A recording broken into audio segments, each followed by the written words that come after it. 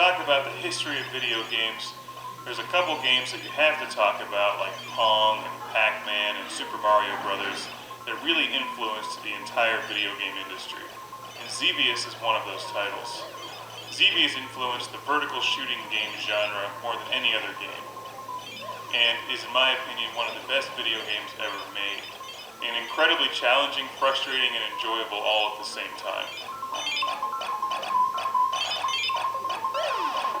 This game was released in 1982 and has fortunately seen a comeback on Xbox Live.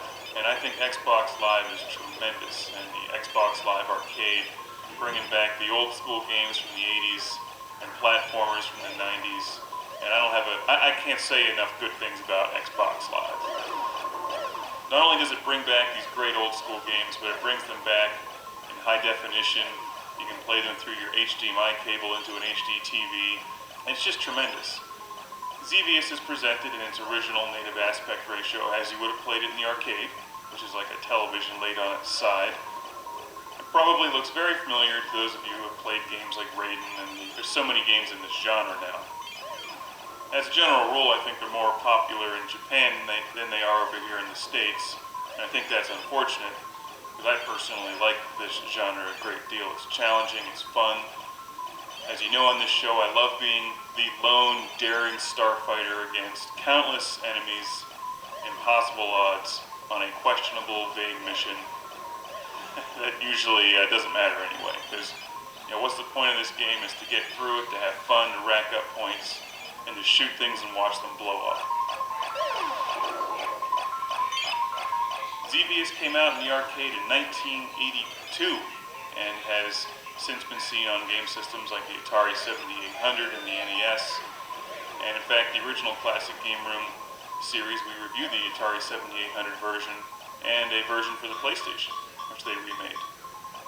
As you can see from the screen, you have two different weapon options. And that's one of the things that makes Xevious unique. But for starters here, you have your lasers, your twin cannons, I think they're lasers, maybe they call them something else, and your bombs. So you have to shoot your enemies in the air, and also bomb the enemies on the ground. And they're all shooting at you from different directions, and it's very challenging. What makes this game decidedly different from Raiden 3, for instance, which is one I recently reviewed, is that you can't power up your weapons to have this arsenal that fills the entire screen with your weaponry. You're basically limited to the two weapons that you start with.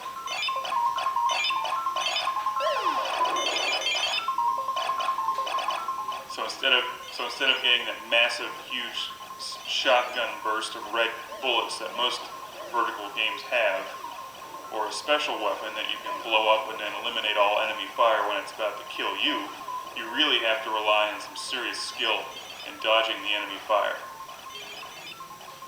Now, I generally forget the story of Xevious. You can find it online, I'm sure. But you do encounter a couple bosses as you continue on in the game. And wave after wave of enemy. The variety of enemies changes on you.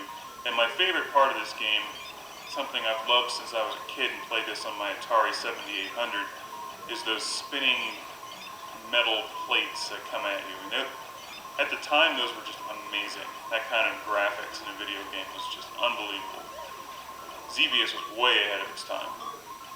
And you can see why it influenced this genre so much.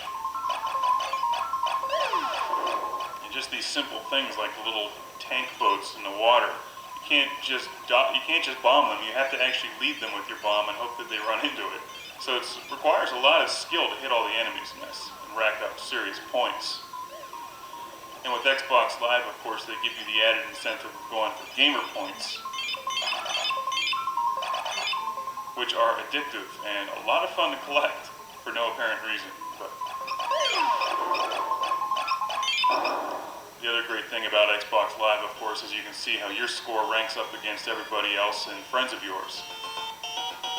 What's really incredible about Xevious is that this game came out in '82, and it really doesn't look any different than newer games today. Maybe it's slightly different, but I mean, there's only so much you can really do with a two-dimensional vertical scrolling game before it starts getting ridiculous.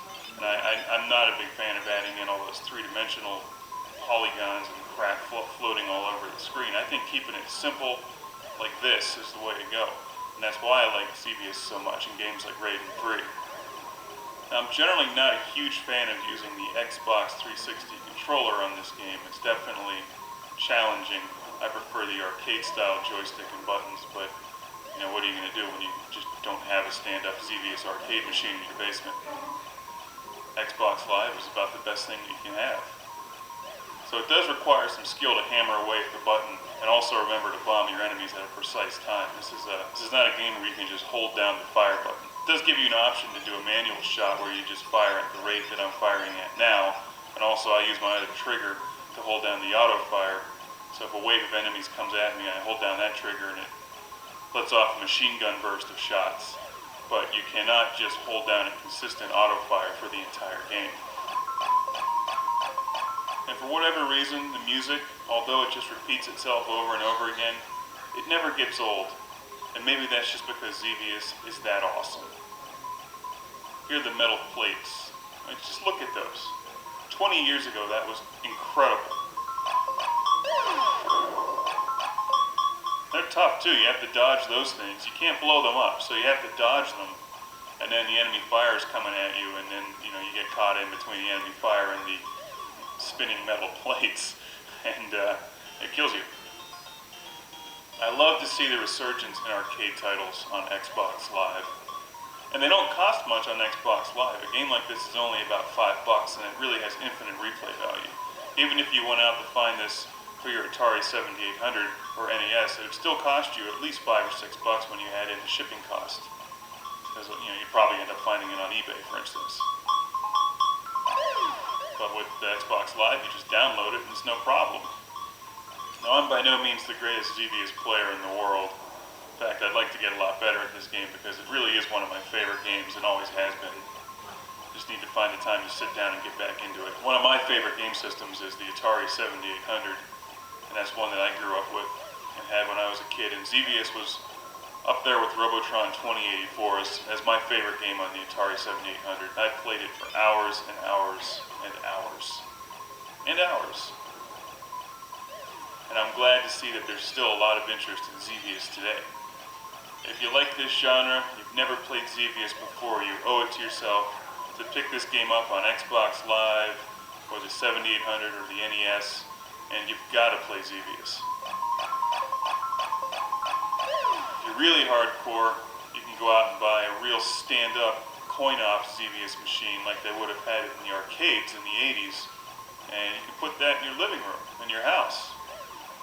And your wife can come home and be like, "Where's all the furniture?" And be like, "Well, I put it outside because we got a Xevious machine." And she may start to get red and get mad at you. And you're like, "Well, why do you need furniture when you have a Xevious machine? The whole point is to stand there and play Xevious."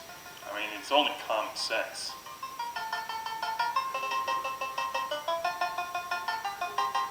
It's like replacing your dining room table with the cocktail version of Ms. Pac-Man.